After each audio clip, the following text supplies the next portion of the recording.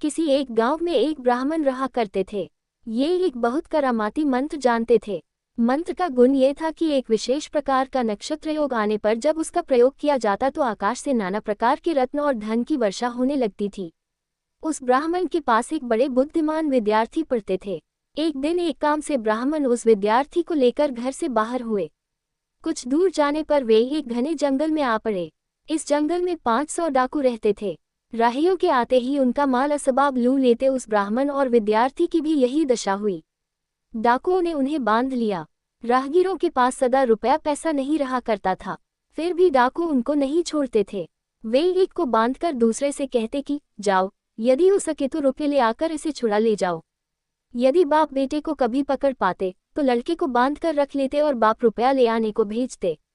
यदि माँ बेटी को पकड़ते तो बेटी को रखकर माँ को रुपया ले आने को कहते। इसी तरह दो भाइयों को पकड़ते तो छोटे को रखकर बड़े को भेजते और गुरु चेला को पकड़ने पर गुरु को रखकर चेले को भेजते। इसी के अनुसार उन्होंने ब्राह्मण को पकड़ रखा और शिष्य को रुपया पैसा ले आने के लिए भेज दिया। जाते समय शिष्य ने गुरु को नमस्कार करके कहा, मैं 2-1 दिन के भीतर ही लौटूंगा, आप डरिएगा मत। किंतु एक काम आपको करना होगा। आपको मैं सावधान किए जाता हूँ, आज धनवर्षण का योग है, ऐसा न हो कि आप दुख से कातर होकर धनवर्षा करें। यदि करेंगे तो आप खुद भी मरेंगे और ये 500 डाकू भी मरेंगे।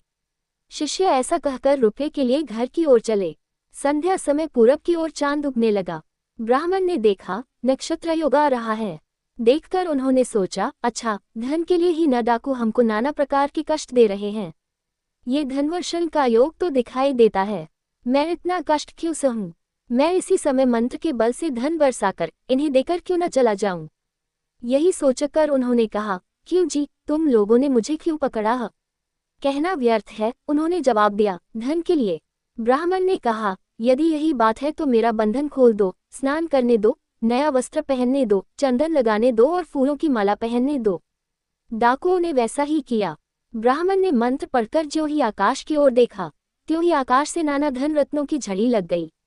डाकू जिससे जितना हो सका उस धन को लूटकर अपने कपड़े में बांधकर चलते बने। ब्राह्मण भी उनके पीछे पीछे जाने लगे। कुछ दूर जाने के बाद अचानक 500 अन्य डाकू भी आ गए और उन्होंने इन डाकुओं को रोक लिया। पहले के डाकुओं ने कहा, क्यों हमको रोकते हो? नयों ने जवाब दिया, धन के लिए। पहले के डाकुओं ने कहा, अगर यही बात है तो इस ब्राह्मण से मांगो, इसके आकाश की ओर देखते ही धन की वर्षा होती है, इसी ने हमको धन दिया है। नए डाकुओं ने पहले के डाकुओं को छोड़कर ब्राह्मण को ही पकड़ लिया। बोले, बाबा जी, हम लोगों को भी धन दो। ब्राह्मण ने कहा, बहुत अच्छा, यदि यही चाहते हो तो धनवर्षा का योग साल भर के बाद आता है। साल भर ठहरो, उस योग के आने पर मैं बरसाकर तुम्हें भी दूंगा। डाकू बिगड़ उठे, बोले, क्यों रे दुष्ट ब्राह्मण, इनके लिए अभी वर्षा हुई और हम लोगों के लिए होगी साल भर बाद। यही कहकर उन्होंने उन्हें काटकर रास्ते पर फेंक दिया और साथ ही दौड़कर डाकुओं को भी पकड़ लिया। फिर क्या था, दोनों दलों में भयंकर मारामारी शुरू हुई। कितने ही मरे, कितने ही बचे। जो बचे उनमें फिर गोलमाल शुरू हुआ। इस प्रकार अंत में सिर्फ 2 आदमी बच गए और शेष सभी मारकाट में समाप्त हो गए। बचे हुए आदमी सारा धन रन लेकर जाते जाते एक गांव के पास आए। वहां उन्होंने एक वृक्ष के नीचे रुपयों को छिपा रखा। उनमें से एक तलवार लेकर वृक्ष पर चढ़ गया और पहरा देने लगा। दूसरा खाने को भात लेने के लिए गांव में गया। तलवार लेकर पहरा देने वाले ने सोचा कि अगर वह लौट कर आएगा तो इस धन को 2 हिस्सों में बांटना पड़ेगा। ये सोचकर उसने तलवार को संभाल कर पकड़ लिया और उसके आने की राह देखने लगा। जो गांव में भात लेने गया वह भी सोचने लगा कि यदि वह जीता रहेगा तो आधा हिस्सा ले लेगा। इस भात में विष मिलाकर यदि उसे खिलाया जाए तो वह खाते ही रह जाएगा और रुपया सारा का सारा मेरा होगा। यही सोचकर खुद तो उसने आधा खा लिया और बाकी में विष मिलाकर ले आया।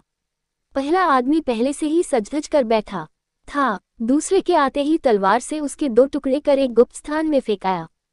फिर खुद भी विषाक्त भात खाकर मर गया। इधर गुरु को छुड़ाने के लिए शिष्य रुपया पैसा लेकर 2-1 दिन के भीतर ही आ पहुंचे। आकर देखा गुरु वहां नहीं है और धन रत्न चारों ओर बिखरा पड़ा है। वे समझ गए कि गुरु ने उनकी बात नहीं सुनी। वे धनवर्षा करके सबके साथ स्वयं भी विनष्ट हो